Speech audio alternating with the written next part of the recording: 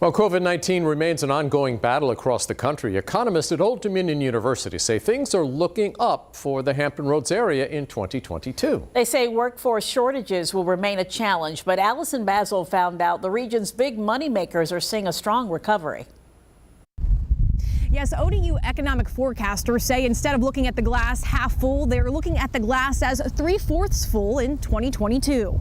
That rebound in the hotel industry in 2021 is a strength that economists say carried into 2022 for Hampton Roads. More than a rebound, Vinod Agrawal, director of ODU's economic forecasting project, says the industry recouped all of its losses.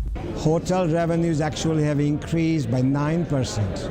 Agrawal says the 757 relies on driving travelers, which worked well at the height of pandemic travel restrictions. Although things are looking good for now, that could change. But all will depend upon whether people are going to be able to take cruises or not.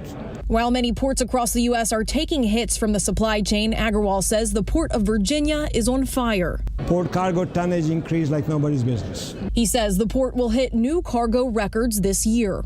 ODU economists expect defense spending to increase again about 3.5%, which is always a major boost. Roughly 40% of our economic activity is related to DoD spending.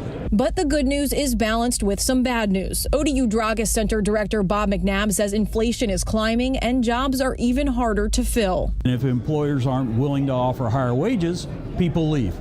And that is going to continue through 2022. Both economists agree employers need to focus on recruitment and retention of workers in 2022. In Norfolk, Allison Basil, 13 News Now. Another downfall of this year, ODU economists say people shouldn't expect those low mortgage rates we saw over the last 2 years. In fact, they say some people will have a harder time qualifying.